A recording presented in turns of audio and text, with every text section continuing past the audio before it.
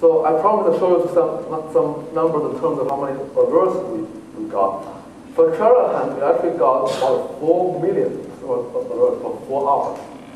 That's not so surprising because this was a very specific exercise. Everything people did was trying to attack. And those were probably script kiddies in themselves. They were trying to use some very commonly known attack techniques. That's why after our pre-processing, so our pre-processing actually tried to aggregate alerts based on their types. So you see the same alert 1,000 times that will get aggregated into a single summarized alert with a time range instead of 1,000 individual input tuples. That would not be a wise thing to do. So we only have 278 summarized alerts. So a huge data reduction by just doing some very simple aggregation. But after our reasoning, we only got 18, the so-called high confidence proof traces. That's the 18 strengthening. And that's, if these were the only thing a human to look at, that would be a good thing. So, because there was no true stop, we were never sure whether we have missed some of the that could have been discovered from Storm. Right. For the Purdue honeypot data, they have 2 hours per day, and then they run it for 2 months. That gave you, this was probably 70 gigabytes TCP down. That gave you about 637,000 stored alerts. After summarization, we only have 30 distinct summarized alerts. Well, that's because it's a single host running a single misconfigured service. So most of the alerts are about the same type. And we got 8 strengthened proofs from that. On our CIS network, we ran it for 3 days, we got more than 1 million alerts from Snort. Well, there's a caveat here. We haven't done any customization on the Snort. Typically what people do is try to figure out what rules can be disabled, what packet can be passed, and write some paths to just depress certain alert. We haven't done any of those. There's a standard uncustomized Snort deployed in our network to get huge amounts of alerts. After pre-processing, we got about 6,000 to 7,000 summarized alerts. Our reasoning narrowed it down to 17 high confidence proof traces, and we brought them to our local system admin. He went through one by one, and they were all false positive. Well, he had to look at many other sources like the logs, and then what that particular machine was used for to rule them out. But 17 is much better than 6,000. So if we haven't missed anything, it's really interesting. Again, that's a big unknown.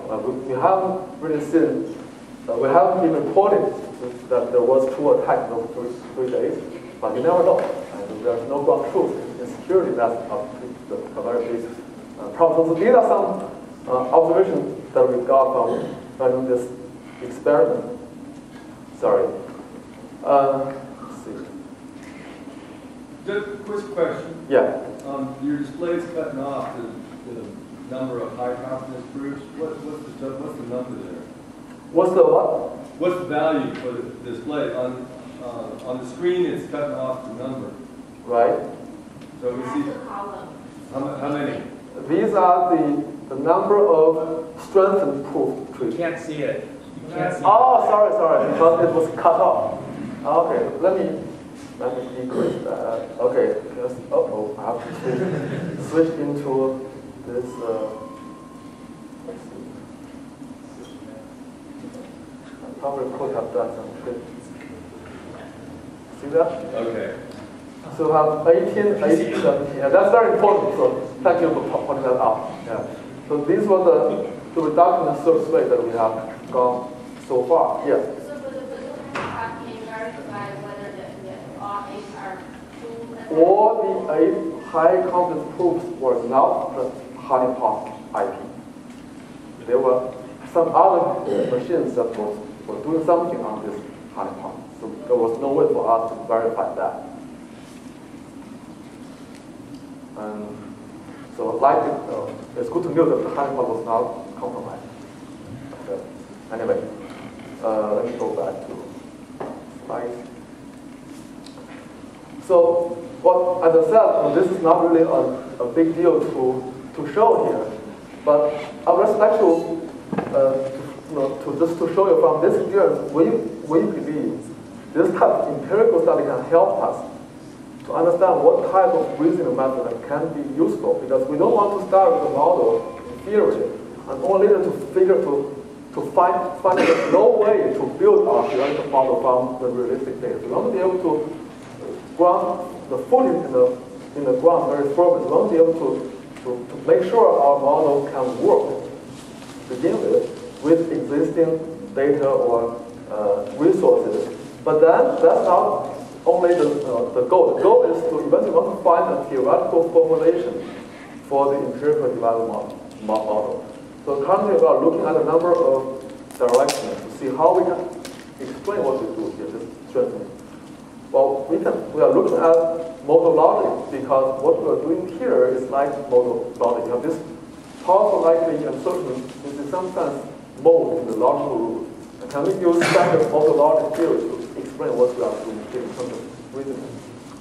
And most important is Bayes' theory, even though we don't have numbers for this type of security analysis, but the core concept in Bayes network, can we use that with our proof graph to do something more theoretically well-founded than this ad hoc way of strengthening? And lastly, demonstrative theory is also a well-used and studied evidential reasoning method, and can we use that in our as well? Yes? So on that Bayes theory, have you thought about maybe if you construct a Bayesian network and then you use your data to use numbers for the probability by like just Bayesian the network to the actual attack? We haven't done that. There have been previous works that exactly follows what you have just said. But we found that it's very hard to justify how the Bayesian network was built and how the numbers were calculated. And I was not convinced at all. But that being said, I don't think Bayesian network is not useful. But if you want to use the black box Bayesian network inference, you want to build a full-fledged EN model first and then apply EN, there's a lot of obstacles in doing that. The number is the biggest obstacle. And also how to build the Bayesian network more dynamically, since we cannot never have a static model that can work forever or for any network. But these two biggest challenges we have to figure out how to do that. Yeah, I'd like to follow up on that question. If you don't work with numbers and you have strengthening rules like the likely and the likely becomes a certain, I think you're going to get inferences, you're going to get conclusions that are going to be counterintuitive. I can easily imagine when you say likely, what does that really mean? Does that mean the probability is 0.3? Is it 0.95? What is it? And even if you say, let's say it's greater than 0.5, two things, and each have probability greater than 0.5, how confident am I that it's certain? And I think that's what bothers me about this, is the L and the C are so vague, and you have these rules, and in particular, I was going to ask you how an L and L was really a C, if I understand. You have to put something here. You're saying, well, if I've got two likelies, then that's more likely. But I'm agreeing with what he's asking. I'm saying you need to quantify more likely. Because if that's only 0.6, that's a long way from being certain. Yeah, that's a very interesting observation. I actually heard something in contrary from people in industry. So when we presented this work in last year's ACSAC, and there was exactly the same comments from the audience. And then there was immediately some counter comment from people, I forgot whether from, but basically those people said, well, they have tried to use numbers in practice, but it's equally difficult for a human to interpret 0.6, 0.7, 0.8.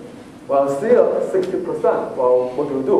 Is that high enough to take action, or you have to wait until 80% or 90%? So this is a very hard challenge, and we don't know the answer.